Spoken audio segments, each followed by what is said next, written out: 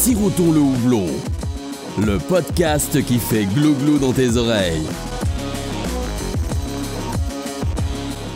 Salut à tous, c'est Alex du podcast Sirotons le houblon. On se retrouve aujourd'hui pour un nouvel épisode. Je suis aujourd'hui en compagnie de Gaël de la brasserie Mogwai. Salut Gaël. Salut. Brasserie assez jeune et récente. On va revenir un peu sur le parcours après, mais dans un premier temps, est-ce que tu peux te présenter, Gaël ? Gaël, du coup, un des trois fondateurs et associés de Mogwai Beer Company. Je suis également le brasseur principal, on va dire. Et voilà, que dire d'autre ? Je m'occupe un petit peu des étiquettes aussi, enfin beaucoup des étiquettes, ça prend beaucoup de temps, et des réseaux sociaux, tout ça. Ok, donc comme je disais, Mogwai Beer Company, on est à Mundelsheim, ouais. Excuse-moi, je n'ai pas l'accent. On est donc frontalier de Strasbourg. Exact, périphérie Strasbourg. Ouais. Est-ce que tu peux nous en dire un petit peu plus sur toi, ton rapport à la bière, comment tu as découvert la craft Un chemin quelque peu classique en tant qu'étudiant ou autre. On se contente de boire de la bière pas chère, industrielle. On commence à en avoir marre. On déguste les bières à Belge. Je dis, ça a du goût. C'est un peu plus complexe. Après, on commence à en avoir marre aussi, un peu toujours les mêmes goûts. Après, on dit, tiens, IPA, qu'est-ce que c'est que ces trucs ? Ouais, c'est amer, ouais, il y a plein de goûts. Et après, c'est la porte ouverte à tout autre style de bières divers et variés, venus de partout. Et ça a commencé il y a peut-être 8 ans maintenant, à peu près, quoi. Et après, la curiosité a poussé le bouchon encore un petit peu plus loin. Et puis, ça a ouvert les portes au brassage amateur. Et de fil en aiguille, on fait des rencontres, de belles rencontres. Ça débouche sur l'opportunité d'ouvrir une brasserie qui a malheureusement pas fonctionné. J'ai pu rejoindre une autre brasserie bien établie. Et après encore, le jeu des connaissances a fait que j'ai eu l'occasion de lancer Mogwai Beer Company. On va dire, pour faire simple. Mais long quand même. Donc comme tu disais, vous êtes 3 cofondateurs, 3 associés. Exact. À quel moment on en vient du coup à décider de créer sa propre brasserie ? Alors toi tu disais que tu avais déjà eu une première expérience. Le hasard de la vie, on va dire. J'ai connu Sébastien par le biais de la première brasserie pro que j'avais rejoint, celle d'un ami, c'était Crafty Tom's. Et il était client de la taproom de cette brasserie-là. Il habitait à 20 mètres, quoi. Et du coup, on se connaissait un tout petit peu. Et par un beau jour d'octobre 2021, chacun de notre côté, sans se concerter, on a vu une petite annonce comme quoi les Intenables allaient déménager pour plus gros. Et du coup, ils libéraient le local où ils avaient démarré, ainsi que le matériel. Et moi, dans ma tête, c'était un projet fou parce que j'avais pas le budget, mais l'envie était là. Et Seb, de son côté, l'envie était là. Et puis, il a pensé à moi, qu'on se connaissait un tout petit peu. Et puis, de fil en aiguille, on s'est retrouvé avec un troisième associé, Jean-Philippe, qui revenait en France, qui est pâtissier à la base, qui a passé 4 années en Allemagne pour suivre sa femme. Il était de retour à Strasbourg, plus l'envie de faire la pâtisserie. Et puis voilà, le hasard des choses a fait que tous les 3, on s'est goupillés ensemble pour faire Mogwai Beer Company. Pourquoi le choix du nom de Mogwai Beer Company ? Un lien quelconque avec Gizmo ? Plus ou moins, ouais. Mine de rien, trouver un nom de brasserie, c'est très très compliqué. Un nom catchy qui soit attirant, qui attire l'oreille et qui veuille dire quelque chose et qui plaise à 3 personnes différentes, c'est pas évident. Donc ce qui était sûr, c'est qu'on voulait un nom court qui sonne bien. Anglais ou français, on a longuement hésité. Et, une des pistes à un moment qu'on avait, c'était... En fait, déjà, Mogwai, c'est un nom qui nous plaisait parce que c'est un groupe de musique qui nous plaît, mais voilà, on est parti du principe que c'est un peu abusé de piquer le nom d'un groupe de musique. Et une des pistes qu'on avait, c'était les créatures mythologiques, que ce soit romaines, grecques, égyptiennes, nordiques ou autres. Et dans la liste de ces créatures mythologiques, on voyait Mogwai. Putain, qu'est-ce que ça fout là ? Et là, on a découvert que ça fait partie du folklore chinois. Okay. Un Mogwai, c'est un petit lutin malfaisant à l'encontre des humains qui se reproduit au contact avec la pluie. Donc en fait, les films Gremlins sont basés sur le folklore chinois. Okay. Et d'ailleurs, c'est pour ça que le premier film débute à Chinatown, c'est un petit trèfle. Dans une espèce de petite échoppe chinoise. Là. Voilà, et à partir de là, on s'est dit que c'est un nom commun, c'est pas un mot qui était inventé de toutes pièces, et donc go, quoi.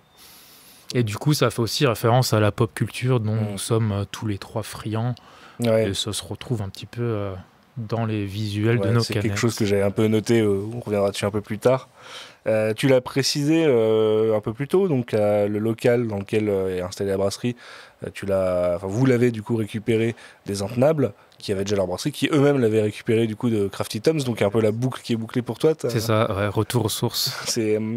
Donc les intenables, eux, ont déménagé pour s'agrandir. Ouais. Est-ce qu'il y a des avantages et des inconvénients comme ça à récupérer une brasserie clé en main?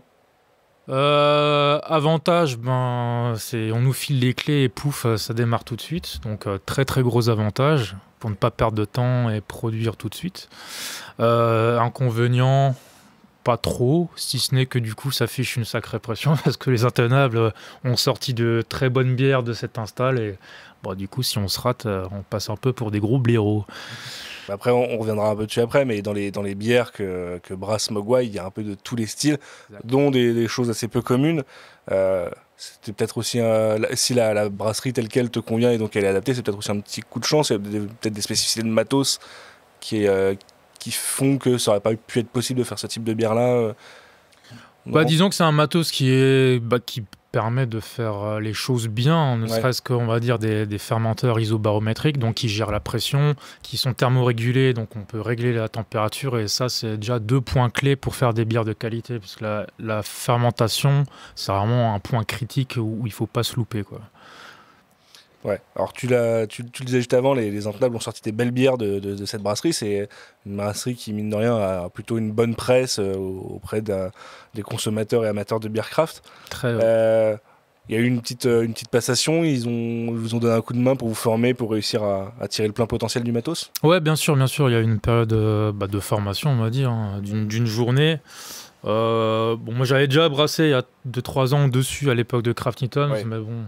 J'ai eu le temps de faire, on va dire, 3 brassins en pleine autonomie.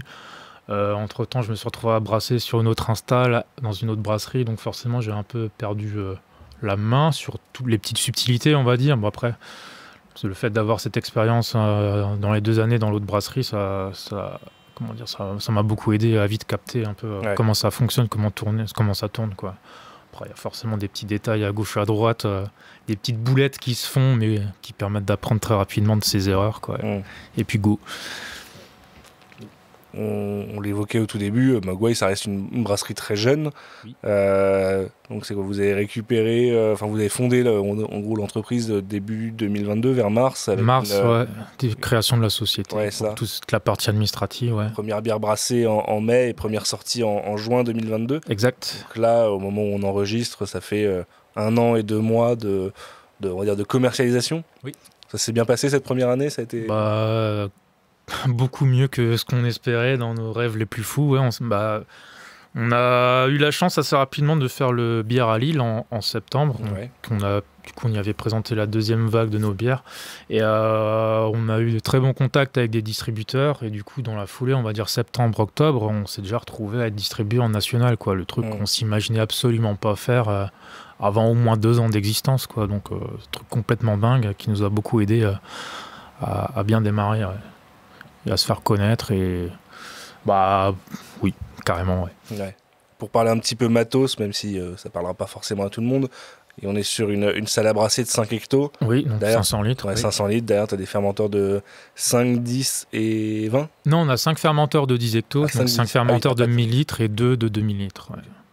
Ça va, ça vous donne quoi comme production sur la première année au total? On a fait environ 600 ou 700 hectos, à peu près. Donc tu penses que d'être vilain, ouais. Et la brasserie peut monter à combien si ça tourne à... D'après les entendables de leur expérience, ils avaient estimé à 1000-1100 à l'année. Ouais, donc il y a encore un peu de marge de progression. Après, on va pas atteindre des volumes... Non, après, produire c'est bien, mais vendre c'est encore mieux aussi. Voilà. Et là, sur une première année, sur ces c'est environ, tu disais 600 hectos produits, ça va, ça a été... Ouais, plus que... on est quasiment... on va dire... à peu de choses préparées en vendu. On va dire 700 produits, peut-être 500 vendus. 700 produits, 500 vendus, quelque chose comme ça. Ouais. Donc, c'est loin d'être vilain, on est très content. Pour un démarrage, c'est cool. La brasserie a quand même fait rapidement parler d'elle au lancement, avec des recettes de bière un peu atypiques. Notamment sur la première vague, il y a eu Pizza Guédon, une gauze à la pizza. Et depuis, sur les vagues suivantes, on a eu une bière à la tarte flambée, une réédition de la pizza Guédon et une pizza Guédon version ananas avec donc de l'ananas en plus et aussi un peu de piment. Exact. C'était quoi l'idée derrière ces recettes-là? Il y avait une volonté juste créative? Est-ce que c'était aussi un petit peu un moyen de se dire on va faire des recettes qui peuvent un peu faire parler pour le lancement? Il y a un peu de tout? Bah, disons qu'en France, de nos jours, il y a quand même, mine de rien, aux alentours de 2500 brasseries. Donc si c'est juste pour être une brasserie de plus parmi tant d'autres, ça n'a pas trop d'intérêt. Donc l'envie, c'est vraiment de faire proposer des bières créatives, différentes, originales, et de surprendre les gens, quoi. Donc pour faire simple, des bières débiles, ou des choses qu'on n'a pas forcément vues ailleurs. Et c'est aussi ce qu'on essaye de proposer dans nos sour aux fruits, faire des associations qu'on ne retrouve pas forcément ailleurs, ou même dans les bières un peu plus classiques qu'on revisite, pareil, c'est de trouver le petit twist en plus qui n'a pas forcément été vu ailleurs. Et voilà, c'est un peu dans notre ADN ce qu'on a envie de faire et ce qu'on essaye de faire. Ouais. D'ailleurs, les Pizzagos, c'est quelque chose qu'on a pas mal vu sur la scène russe. Oui. J'ai l'impression que c'est un truc très à eux là-bas. Ouais, pas mal de brasseries qui en ont fait, surtout... je sais plus comment s'appelle cette brasserie qui en a fait peut-être 5 ou 6 versions. C'était Self-Made, ouais. Self-Made Brewery. Il y en a plusieurs autres qui en ont fait dans le même style. C'était une inspiration de ton côté ou... Bah, étant un petit peu beer geek à la base, j'étais tombé sur la Pizza Boy de Self-Made justement, et c'est cette bière qui m'avait fait un effet waouh il y a genre 4 ans, quelque chose comme ça. Et en tant que brasseur amateur, j'aimais bien aussi faire des bières complètement barrées, et celle-là, je me dis, c'est obligé, faut que j'essaye de la faire à la maison, quoi. Et j'avais envoyé un mail à Self-Made pour savoir comment ils avaient équilibré les épices ou autre. Et, à ma grande stupéfaction, ils ont rapidement répondu. Donc ça m'a donné de gros indices. Après, j'ai retravaillé la recette à ma façon. C'est pas un copier-coller. Et l'effet était très réussi en brassage amateur. Et après, j'avais aucune prétention à cette époque-là de faire ça dans une grosse brasserie, enfin dans une brasserie pro, d'avoir ma brasserie. Et donc voilà, après, les choses ont fait que ça s'est produit. Et s'il y avait bien une bière débile à faire pour faire coucou, on existe, bah, c'était celle-ci, quoi. Et j'étais pas convaincu. C'est plus Seb et Jean-Philippe qui ont dit faut le faire. Et on l'a fait. Sur un lancement, du coup, parce que c'est sur la première vague, il y a 6 ou 7 bières. En fait, 7 fermenteurs, donc 7 bières différentes, et on avait continué sur cette formule-là jusqu'à début 2023. Donc c'est pour ça qu'on s'est assez rapidement retrouvé avec beaucoup de bières différentes sorties en très peu de temps. Et donc sur une première vague de 7 bières, dedans, je me retrouve avec une bière à la pizza. Ça a créé quoi comme, on va dire, comme... engouement ou attente autour de la brasserie? Est-ce que tu as senti qu'il y avait une communication, que les potentiels clients et consommateurs étaient interloqués, ça crée de l'engouement? Le bière à Lille, ça a été un beau crash test à ce niveau-là, mais ça a suscité un engouement qui était assez énorme et qui a vraiment dépassé nos attentes. Et en 3 heures, le fût a été pété, et l'heure suivante, les 2 cartons qu'on a eus ont été vidés, quoi, et les gens continuaient à venir nous voir. Ouais, c'est vous qui faites la bière à la pizza. Et oui, mais on n'en a plus. Et voilà, et ça a fait parler, ça a fait beaucoup parler, on va pas se mentir. Après, c'était pas quelque chose de très calculé, parce que calculé. C'est sûr qu'on savait que ça allait faire parler ce genre de bière. Mais de là à ce que ça fasse un buzz, on s'y attendait pas forcément. Mais après, il y a aussi le challenge technique qui est super intéressant, c'est comment retranscrire un plat solide en version liquide dans une bière, quoi. C'est un exercice qui est super intéressant, qui est assez casse-gueule, mais qui est intéressant, et c'est ça qui rend le métier cool aussi. Et nous, on n'est pas trop plan-plan, on aime bien un peu trouver de nouvelles idées et trouver les équilibres pour arriver à un résultat qui soit satisfaisant, quoi. Et du coup, techniquement, une bière à la pizza, c'est quoi? C'est de la tomate et des épices? Ouais, en gros, ce que tu mets sur la pâte à pizza, tu le mets dans la bière pour schématiser, quoi. Après, la tomate, on a cherché l'efficacité. Si tu utilises la tomate fraîche, tu vas plus dégager de la flotte que vraiment de l'aromatique, surtout selon les saisons. Donc pour être vraiment efficace, on a utilisé du double concentré de tomate, tout simplement. Ok. Comme je le disais au début, la brasserie est jeune, créée en 2022. Yes. Tu l'as même évoqué toi-même, un marché qui maintenant en France comprend à peu près 2500 brasseries. Donc se lancer comme ça avec une microbrasserie en 2022 sur un marché qui est assez développé, presque même saturé, ça c'était pas trop compliqué. Il y a des spécificités à ce genre de lancement? Il y a toujours une certaine forme de pression, c'est sûr. Beaucoup de brasseries. Est-ce qu'on va réussir à se démarquer et comment réussir à se démarquer? Donc, comment se réussir à se démarquer? Justement, c'est l'optique des bières éphémères, proposer de la nouveauté tout le temps et en proposant des bières qui soient atypiques, qui puissent susciter l'envie, quoi. Après, ça se joue aussi sur les visuels, on va dire, des étiquettes. On essaie de trouver des visuels déjà qui matchent avec le nom, qui est des références geek ou de la pop culture. Essayer de faire matcher les deux ensemble et voilà. Et ça a l'air de prendre, donc c'est cool. Mais... Comme tu le disais, oui, la première année en tout cas est réussie. Maintenant, il faut continuer sur cette lancée. Bon, tu me disais que avant qu'on commence l'enregistrement, tu me disais que pour le moment, tu avais une répartition des ventes qui était majoritairement nationale et en dehors de la région. Oui. Donc en général, c'est déjà plutôt un bon signe pour se lancer. Bon signe, ou ça peut être inquiétant parce que, on va dire, vaut mieux miser sur le local parce qu'on ne sait jamais en national. Est-ce que on va pas, entre guillemets, se faire piquer la place par des nouvelles locales qui peuvent être plus intéressantes pour telle ou telle région et voilà, on va dire, on peut quand même dire qu'on marche sur des œufs, mais faut assurer derrière qu'on n'a pas trop droit à l'erreur, on va dire. Il y a beaucoup de monde sur le secteur, il y en a des nouveaux qui arrivent. Donc voilà, faut pas baisser sa garde. Il faut aussi faire acte de présence, faut se déplacer, faut faire des TTO, faut faire des festivals. Voilà, faut bouger, faut se faire connaître, faut faire acte de présence et voilà, faut pas baisser les bras, baisser la garde. Au lancement, comment vous avez défini les styles que vous vouliez brasser, la gamme? Il y avait un public plutôt visé? Vous cherchiez déjà plutôt à faire des produits pour Beer Geek ou c'était brasser ce que vous aimiez? Un peu tout ça, forcément. Notre créneau, on va dire, c'est un peu le Beer Geek, mais sans mettre les autres, le public plus large, sur le banc de touche, quoi. Donc, quels que soient les événements, on est toujours là pour faire preuve de pédagogie, expliquer ce qu'on fait, comment on le fait, avoir des bières peut-être un peu plus compliquées à boire, mais aussi d'autres en parallèle, faciles d'accès. On essaie d'être vraiment polyvalent et toucher un max de public. Je vais revenir un peu sur la partie pop culture qu'on a déjà évoquée 2-3 fois. Alors, finalement, le nom fait aussi un peu appel à de la pop culture, mais peut-être plus par hasard, comme tu l'expliquais tout à l'heure, puisque on connaît les Mogwai via Gremlins, mais en fait, on se rend compte qu'il y a quand même plus que ça derrière. Tu vois, de la mythologie chinoise, de l'inspiration du groupe de musique aussi. Mais à côté de ça, sur les visuels des étiquettes, les noms des bières, on sent qu'il y a quand même une inspiration pop culture années 80-90. C'est quelque chose qui tenait à cœur à vous trois fondateurs. Vous avez un peu un amour de genre de... Ouais, de totalement. On est des vieux cons, donc on a toujours une certaine nostalgie qu'on essaie de faire retranscrire ici et là. Et ouais, c'est une imagerie qu'on aime beaucoup et qui nous parle. Et puis voilà, ça fait toujours des petites histoires à raconter. Et mine de rien, notre public est quand même pas mal trentenaire, quarantenaire. Donc c'est aussi une imagerie qui peut leur faire parler, quoi. Ne serait-ce que...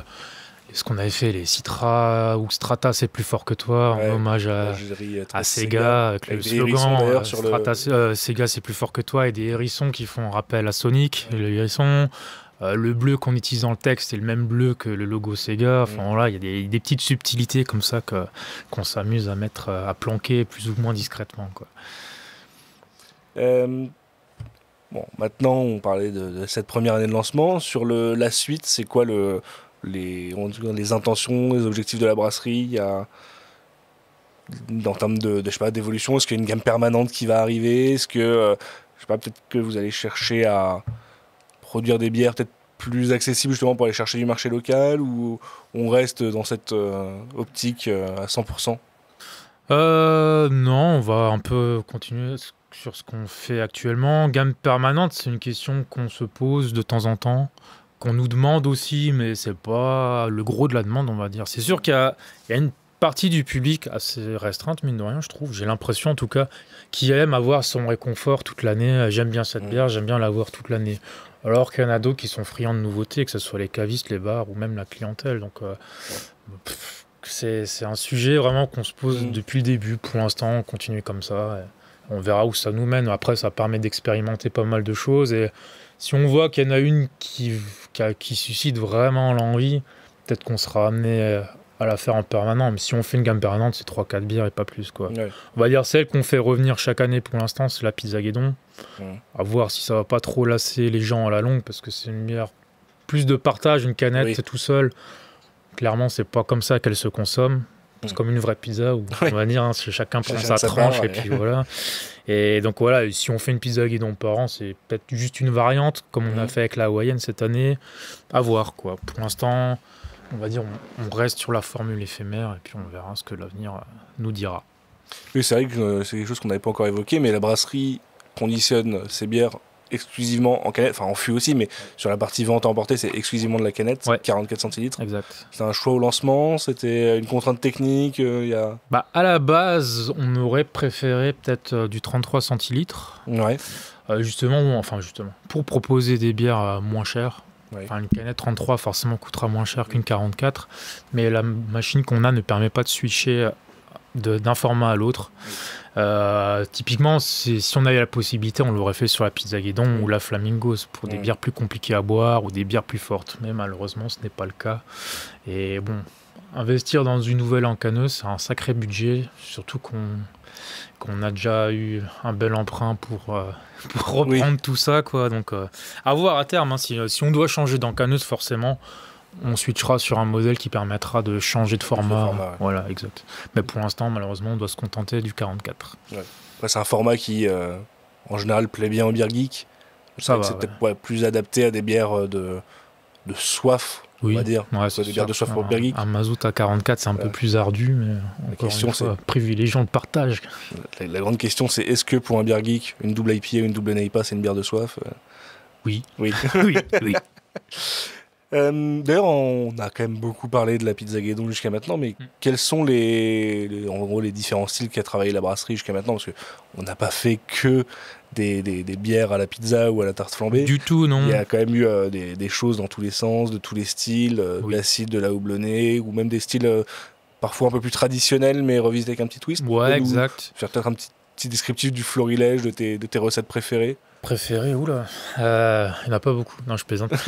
Déjà, bière houblonnée, nous on tape vraiment absolument dans toutes les sous-catégories des IPA, quoi. On a fait Session, Cold, NIPA, double IPA, NIPA. Après nous, en houblonnée, on est assez friand de ce que nous, on classifie en old school, c'est-à-dire les IPA qu'on buvait il y a 5-6 ans.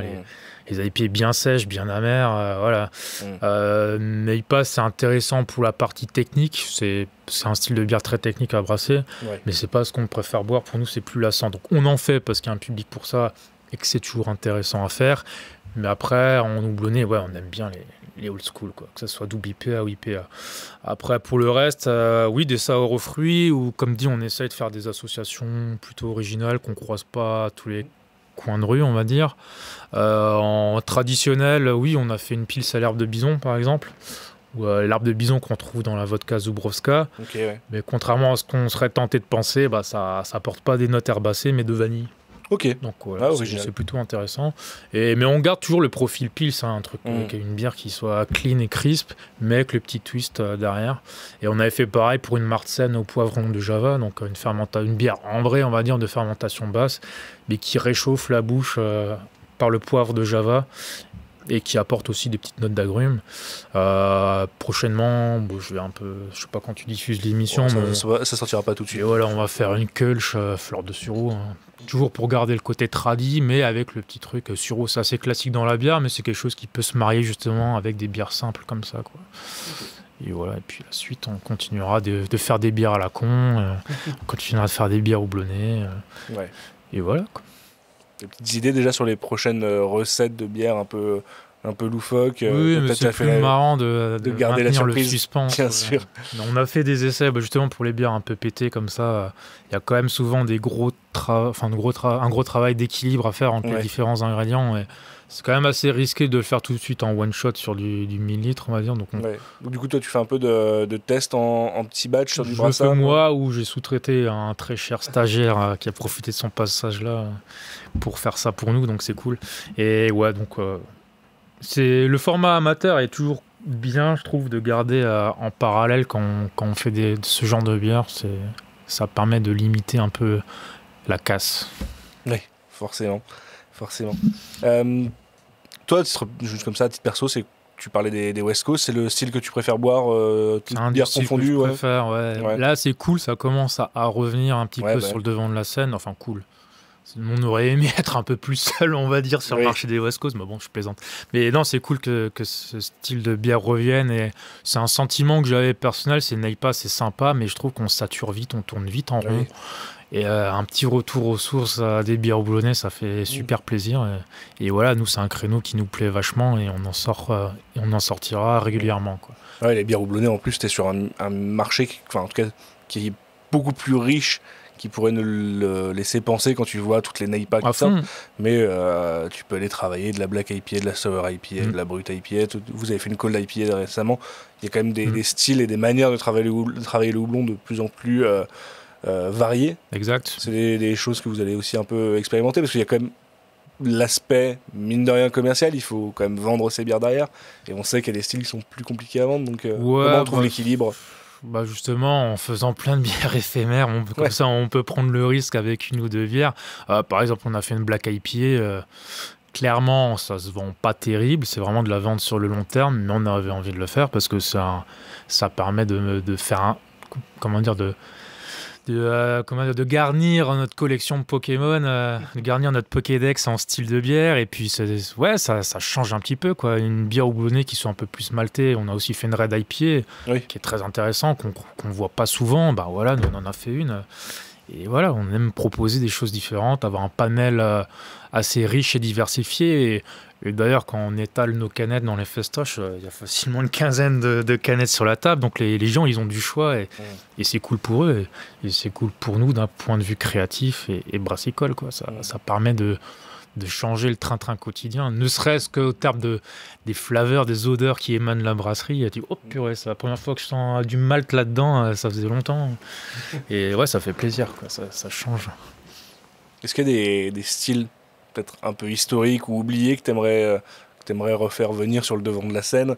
On voit des fois des petites vagues comme ça de brasseries qui d'un coup se mettent à faire, je sais pas, on a eu... on va redire les lagers, mais ça c'est un petit peu le marronnier, ça revient tous les ans.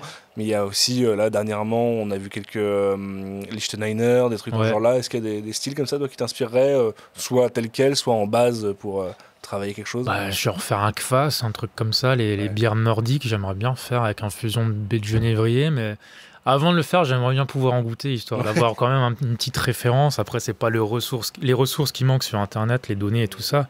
Mais ouais, j'aimerais ce genre de choses pour le fun, j'aimerais bien qu'on fasse, quoi. Ou même un truc qu'on trouve plus en Amérique du Sud, c'est les tepache, c'est les espèces de vins d'ananas. Donc des petits trucs comme ça qu'on pourrait essayer de s'amuser à faire. On serait grave chaud. Est-ce qu'il y a alors là, peut-être pas tout de suite parce que la brasserie est encore assez jeune et que, mine de rien, il y a encore plein de choses à faire en bière, à expérimenter. Est-ce qu'à terme, il y aurait peut-être une envie d'aller explorer d'autres choses, peut-être des softs, des bières sans alcool? On voit par exemple 90 BPM qui a expérimenté avec de l'eau houblonnée. Il y a de plus en plus de brasseries qui essaient de se lancer à côté une petite gamme soit de bières sans alcool, de boissons non alcoolisées, de choses comme ça.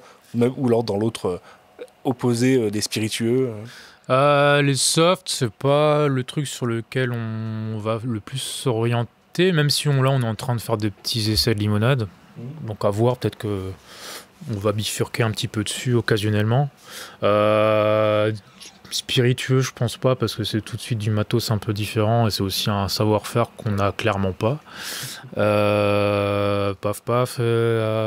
Là, on sait qu'on est totalement au courant qu'il y a une demande sur les bières sans alcool.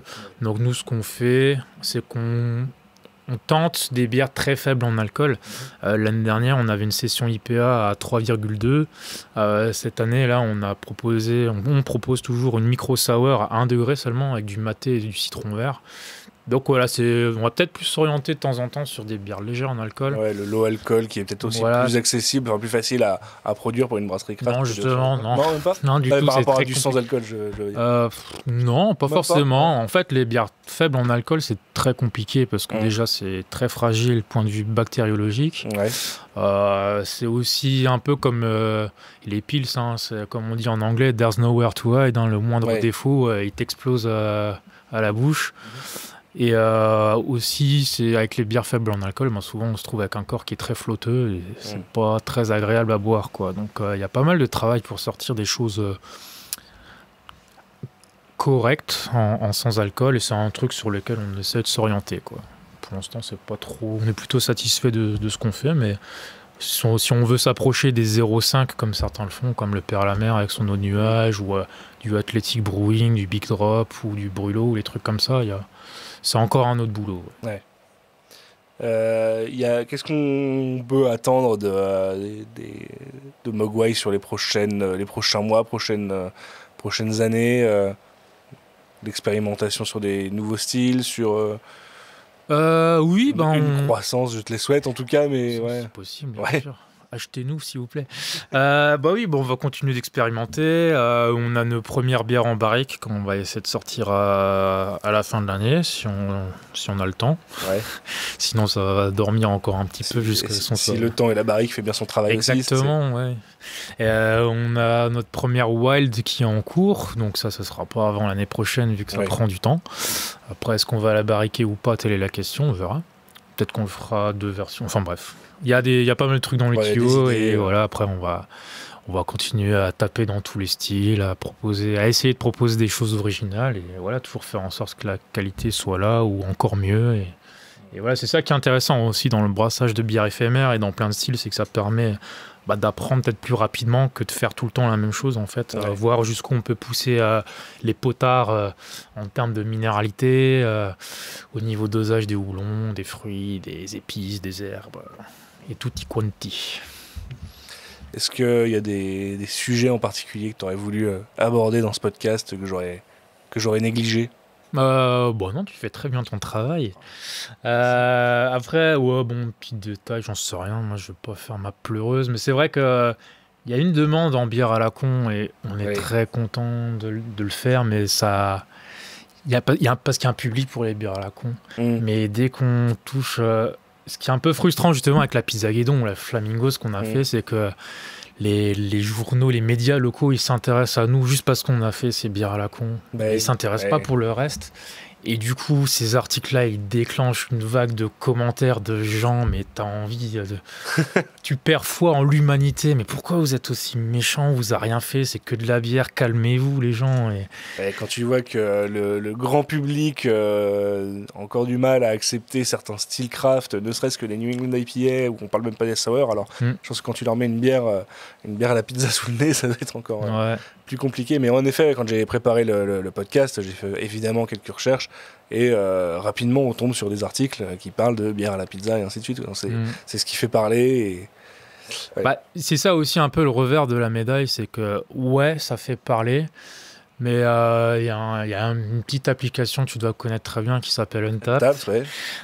Donc oui, ça fait parler. Donc oui, il y a plein de gens qui veulent boire ces bières, mais on se fait détruire après sur Untappd.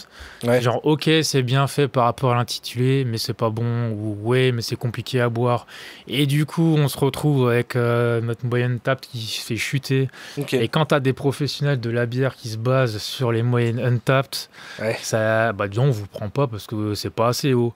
Alors que c'est détaillé à la con, tu vires ces 2-3 bières à la con qu'on a fait. Et qui en plus, j'imagine... la moyenne, elle grimperait davantage parce que genre la Pizza Guédon, la Flamingos, on se tape avec des 1, des 0,25, des 0,5. Et voilà, c'est l'effet pervers de la chose. Ça fait parler, mais d'un point de vue réseautage ou professionnel, ça peut faire du mal en fait. Et puis en plus, le côté pervers de ce genre de choses, c'est qu'une bière comme la Pizza Guédon, tu disais, c'est une bière de partage. Donc sur une canette, tu vas peut-être avoir 3 ou 4 notes Untappd différentes. Exact. Et donc tu multiplies cet effet.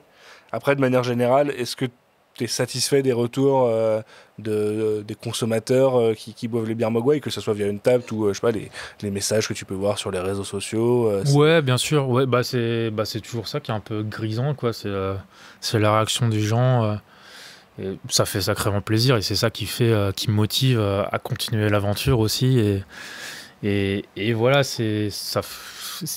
quand on fait les bières à la con, il y a aussi l'effet. Enfin, c'est toujours marrant de voir le visage des gens quand ils boivent ces bières-là, que ce soit pendant les TTO, les sessions de dégustes ou les festoches. C'est putain, on dirait une pizza, ouais, c'est dingue. J'ai l'impression de boire les biscuits apéro. Ouais, ça, les belins. Après, tiens, ils vont voir leurs potes, tiens, goûte ça. Et mais c'est quoi? Après, waouh, c'est tous les visages qui s'illuminent et tout. C'est super kiffant à voir. Et voilà, c'est ce qui rend le métier super cool et super plaisant. Et voilà. Tu vois, je regarde du coup la page Untappd de la brasserie. Alors, en effet, du coup, tu te retrouves avec les bières en plus notées, avec Pizza Guédon et Flamingos, qui sont celles qui ont le plus de notes. Ouais. Après, un Pizza Guédon qu'il a actuellement un 3,84, quand même, par rapport au style, je trouve plutôt très bien. Oui, clairement, c'est sûr. On est sur un style un peu casse-gueule, donc la Flamingos un peu plus contrastée, on va dire. Mais à côté de ça, il y a plein d'autres bières avec des styles plus conventionnels, on va dire, dans le milieu de la craft, et qui ont vraisemblablement reçu un très bon accueil. La Kiwi Slang avec un 4,13 en IPA, tu as la Vadé Rétro à 4,03. Tu as plusieurs bières qui vont aller flirter autour des 4 sur des styles plus traditionnels. Tu penses que vous avez réussi quand même à vous faire une image qui ne reste pas enfermée à ces bières loufoques et que les gens apprécient la brasserie pour tout ce que vous faites? Je l'espère. La perception que j'ai, c'est que Mogwai, ça reste toujours affilié Pizza Guédon, Flamingos. Ouais. Après, si ça peut amener ces personnes-là à essayer les autres styles qu'on fait et qu'ils se rendent compte que oui, ça tient la route, cool, c'est banco, quoi. C'est marrant, moi, en fait, ça me fait penser, je fais une petite analogie, à l'épisode que j'avais fait avec Iron, avec David d'Iron, qui lui aussi, du coup, est très réputé pour ses bières loufoques en tout genre. Alors, je précise juste qu'on n'a pas envie d'être un Iron Beast, on n'a pas envie de marcher sur ses plates-bandes, il fait très bien ses trucs, et voilà. Total respect à David, si tu m'écoutes, au Poutou, et t'inquiète, on veut pas être un Iron Beast. Mais tu vois, lui, justement, nous expliquait pendant le podcast que j'ai fait avec lui que lui, toutes ses recettes, en tout cas, les pensait plus dans un aspect culinaire, un peu comme tu nous disais sur la Pizza Guédon, où il y a tout un travail d'équilibre. Lui, c'est pareil, il disait qu'il s'inspirait de recettes de cuisine, il disait ça pourrait être intéressant de travailler ces ingrédients dans la bière, et qu'il était un petit peu maintenant lassé aussi d'être enfermé dans la case de la brasserie loufoque, et qu'il aimerait pouvoir bien vendre d'autres bières qu'il fait très bien aussi. C'est pour ça qu'il commence à faire des Naipa ou des choses. Après, à notre décharge, on va dire, Sébastien fait du consulting en cuisine, il fait des ateliers de cuisine, et comme je disais plus tôt, Jean-Philippe est pâtissier à la base, donc forcément ce sont des expériences cumulées qui font que dans cette quête à faire des bières créatives originales, ils amènent leur expérience par rapport aux ingrédients qu'ils ont pu travailler. Et c'est marrant justement parce que Jean-Philippe, qui est pâtissier et qui baigne absolument pas dans le milieu de la bière, il découvre le milieu de la bière avec Mogwai Beer Company, et il suggérait plein d'associations de fruits ou autres de son expérience de pâtissier. Il dit mais bon, ça a déjà été fait, donc c'est cool. Il n'est pas du milieu, mais il a tout de suite compris les codes de la craft et de ce qu'il peut apporter. Et via son expérience, il peut peut-être apporter quelque chose de différent. C'est ça qui est frustrant pour lui, c'est qu'il a ses idées pâtissières. Je dis, moi, comme dit, j'ai pas envie qu'on fasse de bière qui soit déjà faite ou trop faite par d'autres brasseries. Et du coup, je lui mets un peu souvent le stop. Mais bon, voilà, c'est ces inspirations culinaires, pâtissières qu'on peut retrouver. Il vient de dire que faire un petit fraise basilic, ça serait très bien, mais en fait, exactement. C'est un truc qu'on trouve assez régulièrement, quoi. Je vois un peu le genre. Peut-être que maintenant, en apprenant un peu justement ce milieu de la craft, en vous voyant ce qui se fait ailleurs, ça va peut-être le permettre de le guider et de proposer des choses intéressantes. Non maintenant qu'il tourne un peu en festival, il voit aussi ce que font les autres. Il dit ça a été déjà fait, mais tiens, je peux twister avec ça. Et c'est ça qui est cool pour lui, c'est que même si niveau prod, au début, il ne pouvait pas trop contribuer. Maintenant, je l'ai formé, donc il est autonome au brassage depuis 3-4 mois. Au moins, il pouvait faire cette phase recherche et développement. Et voilà, donc même s'il n'est pas du milieu ou autre, il n'était pas sur le banc de touche, quoi. Il contribuait quand même à Mogwai Beer Company. Et d'ailleurs, dans nos premières bières, il y avait aussi une sour cassis mûr et poivron rouge. Oui. Et ça, c'est une association qu'il avait pu apporter. Et le poivron rouge, c'est un truc qu'on croise pas trop souvent. Non, en effet. Donc, on parlait de la pizza guédon qui était totalement barrée. Il y avait celle-ci qui était un peu différente et qui permettait aussi un peu de se démarquer, quoi. Ouais. Très bien. Est-ce que, là, tu t'évoquais qu'il y a eu plusieurs festivals sur la première année de lancement, tu as fait bière à Lille très tôt, il y a eu Metz, il y a eu Strasbourg, si je dis pas de bêtises, j'imagine, non? Non, pas encore. Non, c'est la première édition qu'on fera cette année. Ok, ah oui, c'est cette année que... Oui. Vu qu'il faisait partie de l'orga, justement, je le sentais, je voulais pas qu'il y ait conflit d'intérêt. Où est-ce qu'on va pouvoir vous retrouver là prochainement dans les festivals? Il y en a d'autres, donc de Strasbourg. Oui, on va avoir un mois de septembre particulièrement chargé. Je vais peut-être les communiquer du coup ceux-là sur Instagram, parce que je pense que l'épisode sera pas sorti à ce moment-là. Mais... Ouais, on sera au Nantes sous pression, on sera au Bière à Lille de nouveau, on sera au Strasbourg Craft Beer Festival, on sera à Nancy. Bon, c'est plus un peu pro et local, on va dire. On sera au Rouen Beer Days en novembre. Alors, en mars 2024, on sera au Saint-Malo. Saint-Malo. En janvier, on sera à Richemont-Bière aussi, pardon. Petit retour en arrière. Et puis voilà, c'est déjà pas mal. Ouais, c'est pas mal. Ouais, et entre-temps, il y a aussi plein de TTO à gauche, à droite. Et comme dit, on bourlingue pas mal pour faire des sessions de dégustation dans l'ouest, le sud-ouest et tout ça. Quoi. Donc, toute personne qui écoute le podcast mais qui n'est pas dans l'est de la France devrait quand même pouvoir assez facilement tomber sur vous à l'occasion d'un festival, d'un TTO. Il y a possibilité. Ouais, ok. Et pour les auditeurs qui veulent goûter des bières de chez Mogwai, on peut trouver ça où? Sur place, nous avons une petite boutique physique. On peut faire visiter la brasserie aussi, tant qu'à faire. On est distribué chez tous les cavistes de Strasbourg et puis un petit peu partout en France. On a aussi une boutique en ligne. Et sur le site internet, il y a une liste à peu près exhaustive des points de vente où on peut nous trouver. Donc quoi qu'il arrive, au pire des cas, pour des personnes un peu partout en France, il y a le site internet où vous faites de l'expédition. Exact, ouais. Et sinon, après, probablement dans les bons cavistes un peu partout en France qui peuvent s'approvisionner chez des distributeurs. Très bien. Et je pense que moi j'ai fait à peu près le tour. Tu voulais rajouter un petit mot pour la fin? Donau dam Schifffahrtgesellschaft Kapitän Swift. Je sais pas du tout ce que tu as dit et je sais pas si je vais devoir le censurer ou pas. Tu m'as demandé un mot, non? C'est le nom de notre OPF-Weizen. C'est le mot allemand le plus long qui existe chez eux. Très bien. Notre bière d'influence germanique, on a voulu la baptiser comme ça. Et ça veut dire quoi? C'est la veuve du capitaine d'une compagnie de bateaux à vapeur du Danube. Très bien. Tout simplement. Oui, tout simplement, évidemment. Ça coule de source, voyons. Bon, super. Merci beaucoup Gaël pour m'avoir accueilli à la brasserie. Avec grand plaisir. Et on se dit à bientôt. De toute façon, je pense que nous, on se recroisera à Nantes sous pression. Parfait. À bientôt. Et à bientôt à tous nos auditeurs pour un prochain épisode. Au revoir. Salut.